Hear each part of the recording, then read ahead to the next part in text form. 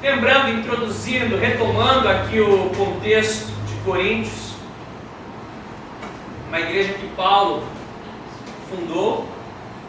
Paulo esteve ali por 1 ano e meio proclamando a mensagem do Evangelho. E a igreja de Coríntios era uma igreja que possuía muitos dons, uma igreja muito talentosa, mas também enfrentavam muitos desafios, passavam por muitas dificuldades, muito semelhante a nós, né? Temos muitos talentos, muitos dons, passamos por momentos bons, mas também enfrentamos os nossos desafios, as nossas dificuldades. E aí Paulo acredita e sente a importância, a necessidade de escrever uma carta a eles, respondendo e instruindo-os como reagir a cada questão. Uma delas era a questão da divisão dentro da igreja. Vocês lembram, nós já falamos isso no capítulo 1. Eu sou de Apolo, eu sou de Paulo. E a igreja começou a se dividir sobre esses assuntos. E Paulo escreve a respeito disso. No capítulo 2 ainda ele fala a respeito desse assunto. E ele diz assim, algo muito importante, gente, quem morreu por nós foi o Senhor Jesus. Quem morreu, quem ressuscitou foi Cristo. Um molha, outro rega, um cuida, mas é o Senhor quem dá o crescimento. Nós vamos chegar nesse ponto ainda. Então, assuntos como este, questões como esta, que ele vem tratando com o objetivo de quê? Unificar e fortalecer a igreja. O propósito de Deus para as nossas vidas é trabalhar nas nossas vidas de tal forma que chegaremos ao ponto de estarmos aptos a toda boa obra, maduros e aptos a toda boa obra. Esses são os propósitos de Deus. Então vamos lá, 1 Coríntios capítulo 2, versos de 1 a 4, fala assim: eu mesmo, irmãos, quando estive entre vocês, não fui com discurso eloquente, nem com muita sabedoria para lhes proclamar o mistério de Deus, pois decidi não saber nada entre vocês, a não ser Jesus Cristo e este crucificado. E fui com fraqueza e temor, com muito tremor que estive entre vocês. Minha mensagem e minha pregação não consistiram de palavras persuasivas de sabedoria, mas consistiram de demonstração do poder do Espírito. Então ele está falando, olha, quando eu estive com vocês, o tempo que eu estive com vocês, em Atos capítulo 18, fala a respeito desse momento, quando Paulo chega em Corinto, vindo de Atenas. Ele chega em Corinto, ele conhece um casal ali, Priscila e Áquila, que também eram cristãos. Por coincidência, tinham a mesma profissão, ambos faziam tendas. Paulo se une a eles ali em Corinto, começa a morar com eles por um tempo, ele começa a produzir tendas, barracas. Essa era a profissão deles. E aos sábados, ele ia à sinagoga pregar o Evangelho. Então, durante a semana, ele trabalhava com eles. É até interessante, né? No mundo cristão, quando você fala a respeito de um missionário, alguém que tem um bico ou uma profissão ali para se manter, a gente usa esse termo, né? Que a pessoa está fazendo tendas. Vem desse momento, quando Paulo fazia suas tendas ali em Corinto, até que Silas vem com uma oferta, e aí Paulo fala que a partir daquele momento Paulo passa a se dedicar 100% à pregação do Evangelho. Todos os dias ele pregava o Evangelho, depois que Silas e Timóteo chegaram com a oferta da Macedônia. Mas o que eu quero chamar a atenção aqui, que ele fala assim, olha, eu decidi, eu tomei uma decisão, eu fiz a minha cabeça, foi uma decisão tomada. Qual decisão que ele tomou? Não chegar com um discurso eloquente entre os coríntios. Interessante porque ele veio de Atenas. Atenas, a capital da filosofia. Ele debateu com muitos filósofos quando ele esteve ali, né, ali em Atenas mesmo, debatendo com os filósofos. E vocês se lembram que ele fala a respeito do Deus desconhecido. Ele cita no seu discurso poetas gregos. Ele faz um discurso interessante para debater, para proclamar ali a mensagem que ele tinha. Porém, o que acontece ali em Atenas? O resultado foi muito pequeno. Poucas pessoas se converteram ao Evangelho. Muitos começaram a zombar de Paulo, chamando-o de tagarela. Você é um tagarela, fala coisas novas. Outros falavam assim, poxa, interessante, volta semana que vem para a gente discutir um pouco mais a respeito desse assunto. E Paulo, o que acontece com ele? Ele pensa assim, bom, não adianta eu elevar o Evangelho, não adianta eu usar palavras eloquentes, não adianta eu tentar chegar no mesmo nível aqui desses intelectuais. O que ele está querendo dizer é o seguinte, não adianta eu tentar entregar o que eles querem, quando o Evangelho fala por si só. É isso que ele está dizendo. Não adianta eu querer embelezar o Evangelho, quando o Evangelho fala por si só. E aí, vindo de umas... Porque Paulo, pessoal, ele era um cara extremamente capacitado. Um homem completamente... que dominava completamente todas aquelas filosofias, todas aquelas conversas. Ele tinha facilidade para entrar e sair de qualquer debate, de qualquer discussão, de qualquer assunto. Muita facilidade. Só que ele se propõe. Ele fala assim, olha, não adianta. Eu me proponho agora a proclamar a cruz de Cristo, o Evangelho. Não cheguei com um discurso eloquente, poderia chegar como um filósofo, poderia chegar como um vendedor, um cara com uma boa lábia, um cara que, olha, isso, o Evangelho vai fazer isso para mim, o Evangelho vai fazer isso para vocês, o Evangelho que você está oferecendo, ele é capaz de consertar isso aqui, de abrir essa porta, o Evangelho vai fazer tudo isso para você, a sua vida agora vai ser 100%, vai melhorar totalmente. Não, ele não chegou com esse discurso de vendedor, nem com um discurso de filósofo. Ele chegou com um discurso de testemunha, falando algo que viu e ouviu. A testemunha faz isso. Quando você é chamado para testemunhar a respeito de alguma coisa, você vai falar algo que você viu ou ouviu. E ele diz, é assim que eu cheguei, não com discurso eloquente, não com palavras persuasivas, mas decidi nada saber entre vocês. Interessante, olha, eu decidi nada saber entre vocês, a não ser Jesus Cristo e este crucificado. A mensagem que salva é a mensagem da morte e ressurreição de Cristo pelos nossos pecados. É interessante isso, a gente pensar nisso. Paulo, você vai ver que ele não quer dizer que ele está refutando o conhecimento ou a sabedoria. Nós vamos falar já a respeito disso, mas o que ele está dizendo é o seguinte: eu não me apoio em nenhuma dessas coisas, porque o Evangelho fala por si. O Tim falava, ele usava uma expressão interessante, ele falava assim, como é que a gente faz para defender um leão? Bota ele numa jaula? Não, você simplesmente abre a jaula e o quê? Solta o leão, que ele se defende. O Evangelho é a mesma coisa. Proclama o Evangelho, vive o Evangelho, e vai fazer a obra dele. E aí ele fala assim também, e foi com fraqueza e temor, com muito tremor.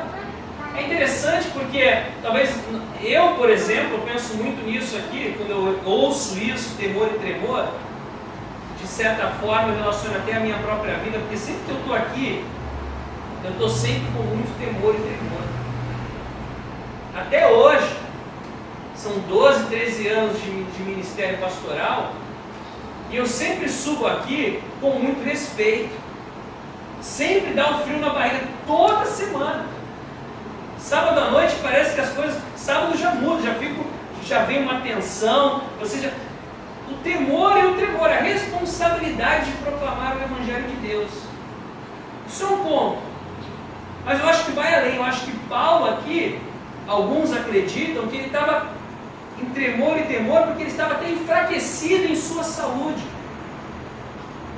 não estava mais confiando naquela capacidade, no vigor físico dele, mas em temor e tremor, em fraqueza, sem palavras de eloquência, ele proclama o Evangelho. E é interessante porque a Bíblia fala depois para nós o quê? Quando eu sou fraco, o quê? Nós cantamos muito isso. É que sou forte, por quê? Porque a sua força se aperfeiçoa na minha fraqueza. E no capítulo anterior nós vimos que ele fala assim, a força de Deus não chega nem perto, a força do homem não chega nem perto do quê? Da fraqueza de Deus. A fraqueza de Deus, o homem em toda a sua força, não chega nem perto. E é interessante eu acho que ele está se despindo de toda aquela coisa que se coloca em Paulo. O grande apóstolo Paulo. Fala assim, eu cheguei para falar com vocês aqui em Corinto, foi com palavra eloquente, na verdade foi um temor e tremor, foi com a mensagem de Jesus Cristo e Jesus Cristo na cruz, morto, ressurreto, foi dessa forma. Não com palavras persuasivas de sabedoria, mas demonstração do poder do Espírito. Paulo decidiu pregar o Evangelho. É interessante, pessoal. Ele abre mão dessa questão. Nós vivemos num país agora muito... A questão política do nosso país está muito aflorada. E aí, em todas as áreas, não apenas na política, a discussão ela se torna muito forte. Agora eu quero fazer uma pergunta para você. Quantas pessoas você já viu que através de uma discussão, de um debate, das palavras eloquentes de um ou de outro ponto de vista, se converteram ao outro lado? Nenhum. Nem de um lado, nem do outro. Por quê? Porque o que vai... Mas algumas pessoas têm percebido, têm tomado suas direções baseado naquilo que acreditam ser o correto. E o que adianta? O que acontece? Isso é algo que vem do coração, é algo que é feito através de uma vida. Sem hipocrisia, mas na verdade. Não apenas com discursos, mas algo que seja vivido. E Paulo está falando isso. Não adianta. A Bíblia fala o quê? Não amareis o quê? Através de palavras. Não amareis por palavras, através de palavras, mas através do quê? De obras em verdade, através de gestos e atitudes. Através de gestos e atitudes. Eu vou falar para vocês, isso tem me confrontado muito. Isso tem me confrontado muito. Eu gosto muito da questão do Evangelho, da questão da cruz, mas ao refletir nessas coisas, o Senhor tem me confrontado na questão do amor. Porque o Senhor fala, não devam nada a ninguém a não ser o... E aí a pergunta que eu faço para mim e para vocês, sabemos muitas coisas aqui, temos muitos argumentos aqui, mas e o amor? Será que o amor tem fluído das nossas vidas, dos nossos corações? Ao ponto de eu estender a mão, ao ponto de eu me preocupar, Isso tem cegado as pessoas. E, gente, a vida cristã, ela é vivida. O Evangelho é pregado. A vida cristã não é falada. Ela é vivida. Vivida. E as pessoas vão observar. E o Senhor está observando. E nós temos que nos confrontar. Nós temos que nos confrontar. Estávamos orando aqui de manhã e uma das coisas que nós chegamos em convicção é que nós estamos vivendo numa época do engano, de uma cegueira, de um engano muito grande. Nós precisamos o quê? Renovar as nossas mentes com a palavra de Deus. Estamos focados nas Escrituras Sagradas.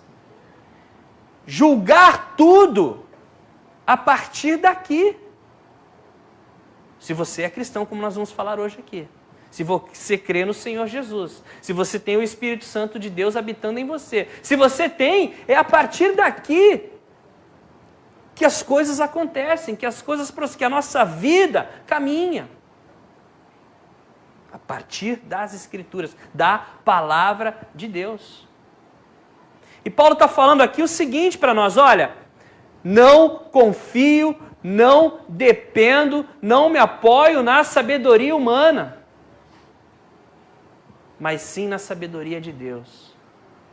Na sabedoria de Deus. E o verso 5 fala assim, para que a fé de vocês, para que a fé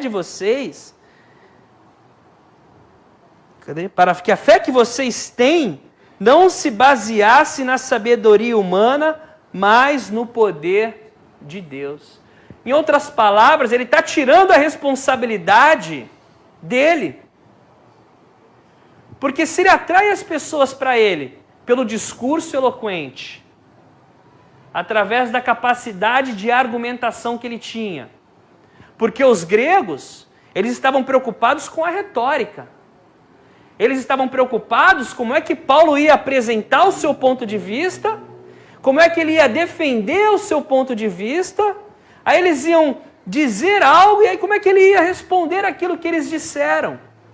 Quais argumentos, como ele iria construir as suas frases, que palavras ele usaria, como ele ficaria diante de um grupo de pessoas questionando ele.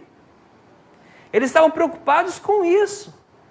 E ele falou, olha, vocês não vão me pegar nisso, porque eu não vou proclamar o evangelho baseado nisso. Não vai ser baseado no entretenimento, não vai ser baseado no estilo, não vai ser baseado na forma, não vai ser baseado no que está na moda, não vai ser baseado na atualidade, no que todos estão fazendo, vai ser baseado no Evangelho. Pastor Chuck sempre dizia o seguinte, se você criar atrações para trazer as pessoas para a igreja, depois você vai ter que se desdobrar para manter essas atrações e melhorar essas atrações para poder manter as pessoas dentro da igreja. Ele sempre dizia isso. Agora, se a pessoa é atraída pela mensagem da cruz, pela mensagem do Evangelho, pelo amor de Cristo por ela, como nós cantamos, não te adoro pelo que ele faz, mas porque ele é, você só precisa continuar nesse caminho. Continuar nesse caminho da mensagem da cruz, da mensagem do Evangelho. Porque por aquilo que a pessoa é atraída, por aquilo somente que ela vai se manter ali. O que atrai a pessoa a uma igreja? O que te atrai? O que atrai a pessoa a estar num culto num domingo de manhã ou à noite? Ou num dia de semana? Quais são os atrativos, o propósito? O que faz com que aquela pessoa vá para lá? Muitas coisas têm sido utilizadas. Muitas estratégias, muita sabedoria humana, muita coisa que vem baseada em pesquisa, que estuda o homem, a humanidade. Olha, as pessoas gostam disso. As pessoas gostam disso? Então vamos colocar isso. Vamos fazer dessa forma. Vamos agir assim. Bandeirinhas. As pessoas gostam de bandeirinhas. Na hora do louvor, cada um ficar balançando as suas bandeirinhas. Então vamos colocar bandeirinhas. Pretas, brancas, não, coloridas. Bandeirinhas coloridas são o que as pessoas gostam. Porque aí elas participam também com as suas bandeirinhas coloridas. Aí você vai ter que estar sempre trazendo uma bandeirinha. A pessoa vai perder a bandeirinha dela, vai ter que fazer mais bandeirinha, vai ter que gastar mais dinheiro para imprimir mais bandeirinha. Aí quando cansar da bandeirinha, vamos ter que fazer uma outra coisa, uma outra, e ficar preso nisso. E se um dia o pastor, a liderança falar assim, ó, acabou esse negócio de bandeirinha, opa, então estou fora, porque eu ia para a igreja por causa da bandeira, eu gostava tanto das bandeirinhas. Quando eu ia para cá, para lá, para lá, para lá. Era a parte mais legal do culto. Paulo está tirando essa responsabilidade dele. Olha, eu não vim proclamar para vocês com palavras eloquentes, com um discurso de sabedoria. Pelo contrário, eu cheguei aqui com fraqueza, com temor e tremor e propus na minha cabeça não saber nada entre vocês. O que ele está dizendo? Eles vão trazer um monte de questão, um monte de pergunta. Eu propus não saber nada entre vocês, a não ser Jesus Cristo e Jesus Cristo crucificado, para que a fé de vocês não se baseasse na sabedoria humana, mas no poder de Deus.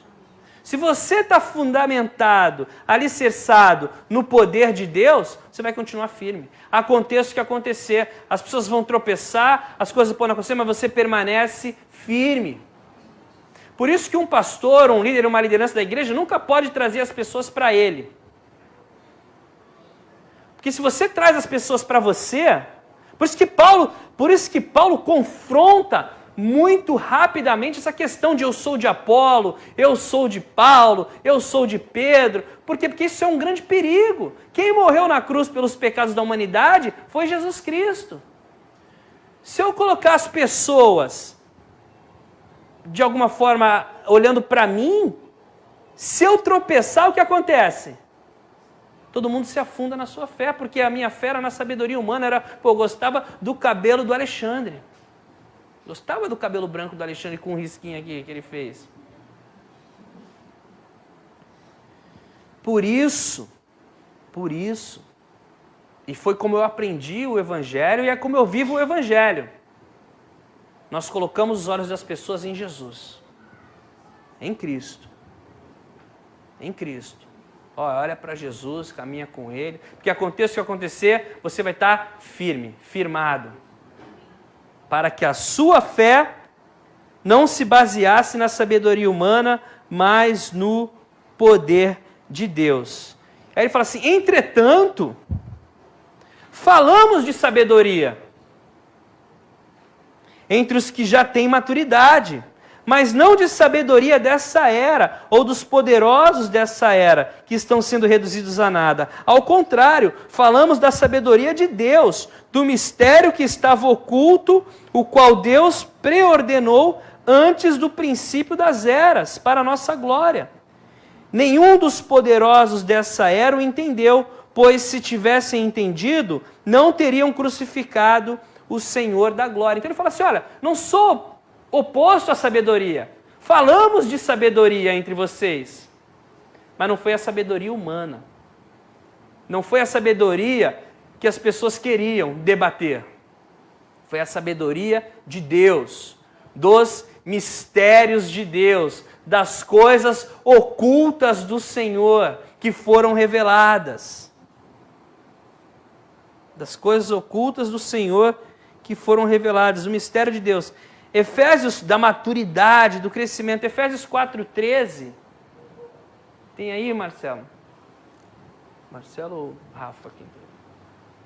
Até que todos alcancemos a unidade da fé e o conhecimento do Filho de Deus e cheguemos à maturidade, atingindo a medida da plenitude de Cristo. Então ele está falando aqui a respeito de maturidade, desse crescimento. Conforme vocês forem para eles, vocês foram se tornando maduros, foram entendendo a respeito da plenitude de Cristo, do propósito de Deus para as nossas vidas. 1 Coríntios 14, 20. Irmãos, deixem de pensar como crianças com respeito ao mal. Com respeito ao mal, sejam crianças, mas quanto ao modo de pensar, sejam adultos. Então, o que ele está falando aqui? Olha, eu trouxe palavras de sabedoria, nós falamos coisas de sabedoria, mas na questão espiritual. Na questão espiritual, eu quero que vocês sejam maduros, cresçam. É isso que ele está falando. É interessante porque ele fala assim, lá no final do verso 8. Nenhum dos poderosos dessa era entendeu, pois se tivessem entendido, não teriam crucificado ao Senhor. É interessante por quê? Porque ele fala da sabedoria de Deus, que o homem, os poderosos desse mundo não conheciam, Os poderosos podem ser os homens, mas também podem ser, por exemplo, os principados e potestades que não conheciam a sabedoria de Deus, porque se conhecessem não teriam crucificado. E é interessante esse ponto. Por quê? Porque foi justamente na cruz que Deus o quê? Venceu a morte. Foi justamente onde Satanás, onde os inimigos do Senhor achavam que estavam vencendo a Cristo, que aconteceu o quê? Foram derrotados, foram vencidos. A sabedoria de Deus, que o homem não conhecia, que os líderes desse mundo não conheciam, mas que a nós, o quê? Foi revelada. Você sabe disso. Eu sei disso. Que a sabedoria de Deus estava na cruz. Que o poder de Deus estava na cruz.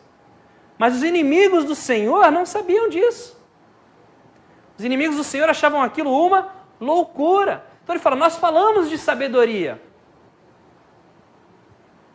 Das bênçãos espirituais que nós temos nas regiões celestiais. Nós falamos a respeito dessas coisas.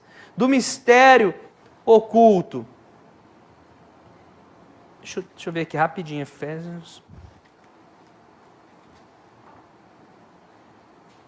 Efésios 1:9 fala assim, e nos revelou o mistério da sua vontade, de acordo com o seu bom propósito, que ele estabeleceu em Cristo, isto é, de fazer convergir em Cristo todas as coisas, celestiais ou terrenas, na dispensação da plenitude do tempo. Nele também fomos escolhidos, tendo sido predestinados conforme o plano daquele que faz todas as coisas segundo o propósito da sua vontade. Esse tipo de sabedoria de Deus, o propósito de Deus de convergir em Cristo todas as coisas, que o mundo não, para o mundo isso é loucura. Ele falou dessa sabedoria, que um dia nós estaremos com o Senhor, que um dia não haverá mais dor, nem lágrima, nem tristeza, nem sofrimento nesse mundo. Essa sabedoria, essa revelação de Deus. E olha o verso 9. Você já deve ter escrito esse verso, falado esse verso, orado sobre esse verso, que fala assim, 2 Coríntios 2:9. Todavia, como está escrito, nem olho viu, ou olho nenhum viu, ouvido nenhum ouviu, nem mente imaginou o que Deus preparou para aqueles que o amam. O versículo do cartãozinho do meu casamento. Quando nós pensamos nesse versículo, na maioria das vezes nós pensamos no quê? Nas coisas que Deus tem preparado para nós no céu. E de certa forma faz sentido, porque nem olhos viram, nem ouvidos ouviram, o Senhor tem grandes coisas preparadas para nós. Em outras palavras, fala assim que o sofrimento presente não pode ser comparado com a glória que há de vir. Então, coisas maravilhosas. Mas o que ele está querendo dizer literalmente aqui é o seguinte, que o homem não viu, não ouviu, não chegou ao seu coração a sabedoria de Deus, as coisas de Deus. O homem natural não viu, não entende essas coisas. É isso que ele está falando aqui. Quando ele está dizendo, olha, não falei com sabedoria humana, mas falei com a sabedoria de Deus, os mistérios de Deus, porque olho nenhum viu os mistérios de Deus, nem ouviu os mistérios de Deus, nem chegou à mente do ser humano natural aquilo que o Senhor tem preparado. Aí olha o verso 10. Por isso que é bom ler a Bíblia em contexto. Mas Deus o revelou a nós por meio do seu Espírito. Então ele revelou a nós por meio do seu Espírito. O que vai ter lá no céu, nós sabemos? Foi revelado? Não tem essa clareza. Mas foi revelado a nós a sabedoria de Deus na cruz. Foi revelado a nós que um dia nós estaremos com o Senhor num lugar onde não haverá mais dor, nem tristeza, nem sofrimento, novos céus e uma nova terra. Foi revelado a nós que nós fomos perdoados dos nossos pecados, justificados em Cristo. Tudo isso foi revelado a nós. Como? Por meio do Espírito. Porque só quem tem o Espírito discerne e compreende essas coisas. Quem não tem o Espírito, rejeita isso, como ele já falou anteriormente. É loucura. A mensagem da cruz é loucura para quem? Para os que estão perecendo. Mas para nós que estamos sendo salvos é o quê? O poder de Deus para a salvação. Não é assim que você olha para a cruz? Um amigo teu que não conhece a Cristo, você fala da cruz, ele vai falar assim, pô, alguém que morreu na cruz?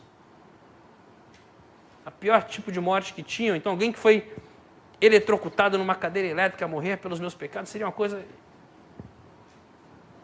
loucura! Mas para nós que estamos sendo salvos, é a sabedoria de Deus, é o poder de Deus. Você olha isso e você glorifica ao Senhor. Você pensa na cruz, você pensa no plano de Deus, Deus se fez carne, Jesus Cristo nascendo numa manjedoura, foi colocado numa manjedoura entre os animais e viveu uma vida... Você olha para isso e fala, meu Deus, que plano maravilhoso do Senhor para me restaurar. Coisa incrível. Você glorifica, você louva ao Senhor, você agradece, você chora, você se emociona com tanto amor demonstrado por você, dele ter ido para a cruz sem precisar tomar sobre si os meus pecados. Ele não cometeu pecado algum. Ele não foi mostrar um caminho, dar um exemplo. Não, tomou sobre si os nossos pecados. Para nós é o poder de Deus. Para outros é o quê? Loucura. Aí ele fala, olho nenhum viu, ouvido nenhum ouviu, mas o Senhor nos revelou. O Espírito sonda todas as coisas, até mesmo as coisas mais profundas de Deus. O Espírito sonda. Você sabe porque o Espírito te falou. Você sabe porque o Espírito te revelou. Porque o Espírito sonda as coisas de Deus. O homem natural não chega a Deus. Para você ter um relacionamento com Deus, o teu espírito tem que viver. Para viver, você precisa nascer de novo. Para nascer de novo, você precisa colocar a tua fé no sacrifício de Jesus na cruz do Calvário. Senão você não entende. Mas se você nasce de novo, o Espírito habita em você, o Espírito revela as coisas de Deus, o Espírito conhece a mente de Deus. E o Espírito habita em nós, e o Espírito então nos revela essas verdades espirituais. Pois quem conhece os pensamentos do homem a não ser o Espírito do homem que está nele? Da mesma forma, ninguém conhece os pensamentos de Deus a não ser o Espírito de Deus. Você pode olhar para mim e vai pensar, pô, Alexandre está pensando isso, isso. Mas se eu não falar, você não vai saber o que eu estou pensando. Vai imaginar. O Hurley começa lá. Eu acho que ele está com fome. Às vezes ele pode estar querendo dar um passeio. Quando ele quer dar um passeio, ele também faz. Às vezes ele está querendo brincar de joga um negocinho, porque ele faz a mesma coisa. Então se ele não falar, a gente imagina. É mais ou menos assim com Deus. O homem natural não entende as coisas de Deus, mas para nós foi revelada, porque nós temos o Espírito de Deus que habita em nós e conhece a mente de Deus e revela as coisas de Deus. Às vezes o Senhor não revela uma coisa para a gente, vinda do alto, vindo de Deus. Por quê? Porque você tem o Espírito. Sem o Espírito é impossível conhecer a mente de Deus.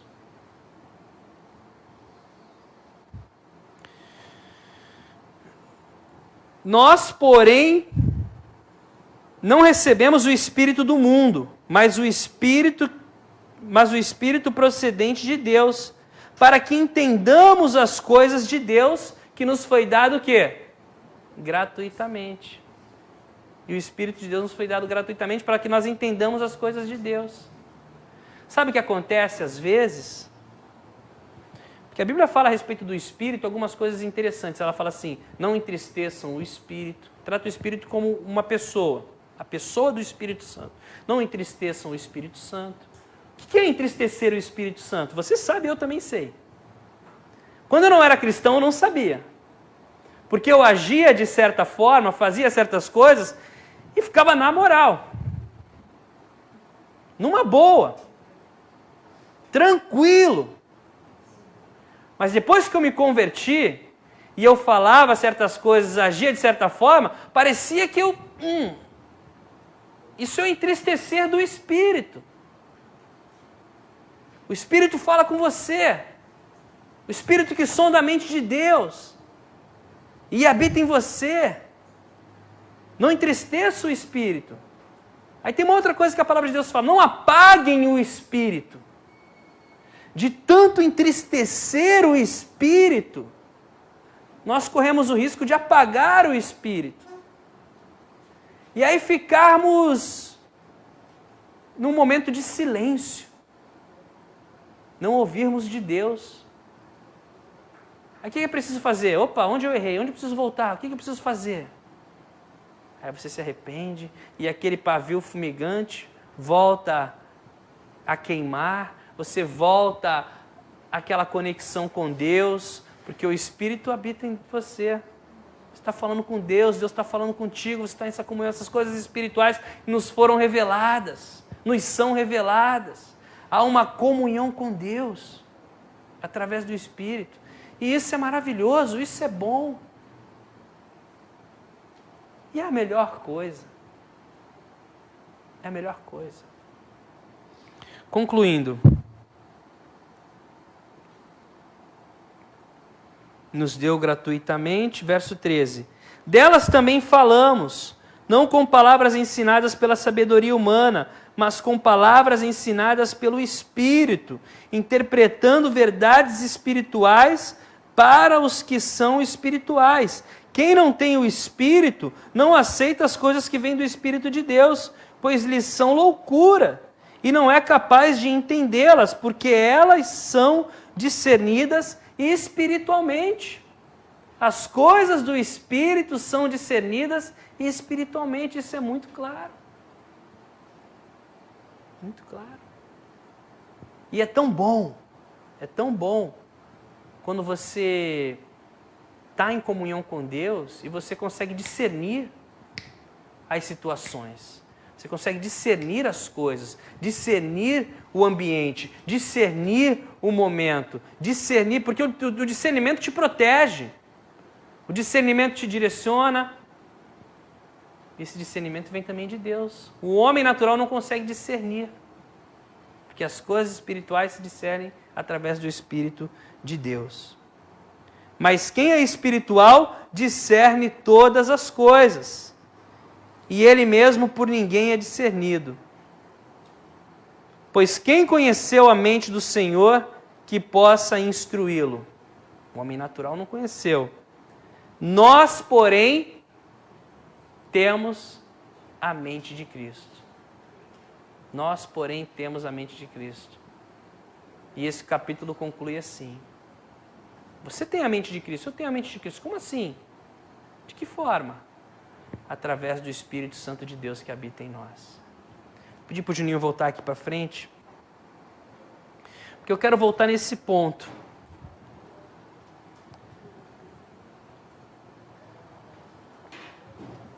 Eu quero voltar nesse ponto de nós...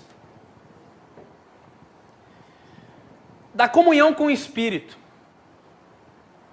Da comunhão com o Espírito Santo de Deus. De estarmos ligados ao Senhor. E eu queria orar.